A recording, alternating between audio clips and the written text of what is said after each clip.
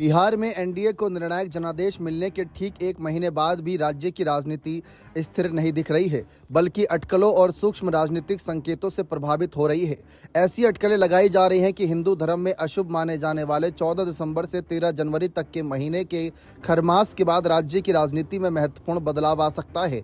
इस दौरान कोई बड़ा काम नहीं किया जाता। सूत्रों के अनुसार हाल ही में दिल्ली में जेडीयू के 2 वरिष्ठ पदाधिकारियों की एक उच्च स्तरीय बैठक हुई, जिसमें जेडीयू प्रमुख और मुख्यमंत्री नीतीश कुमार की बढ़ती उम्र और स्वास्थ्य संबंधी चिंताओं को देखते हुए उनके राजनीतिक उत्तराधिकारी के मुद्दे पर चर्चा की गई। जानकारी के अनुसार जेडीयू नीतीश कुमार के जीवन काल में उनके उत्तराधिकारी के लंबे समय से लंबित प्रश्न का समाधान करने के लिए उत्सुक है, ताकि अति पिछड़ो वर्ग ईबीसी के बीच पार्टी का वोट बैंक खंडित न हो। बिहार की आबादी का 36.01% हिस्सा बनाने वाले ईबीसी समुदाय ने राज्य के सबसे बड़े सामाजिक समूह का गठन किया है और लगातार चुनावों में नीतीश कुमार का समर्थन किया। जेडीयू के राष्ट्रीय प्रवक्ता राजीव रंजन प्रसाद ने रविवार को टीओआई को फोन पर बताया कि हमने भी ऐसी चर्चाएं सुनी है, लेकिन इस बारे में अभी कुछ आधिकारिक नहीं है। लेकिन इस मुद्दे पर पार्टी का रुख बिल्कुल स्पष्ट है। निशांत जी को खुद इस पर फैसला लेना है और जब भी वो फैसला लेंगे हम सभी को बहुत खुशी होगी। उन्होंने आगे कहा कि राज्य को निशांत जैसे शिक्षित और युवा व्यक्ति की जरूरत है और पार्टी बेसब्री से उनके निर्णय का इंतजार कर रही है।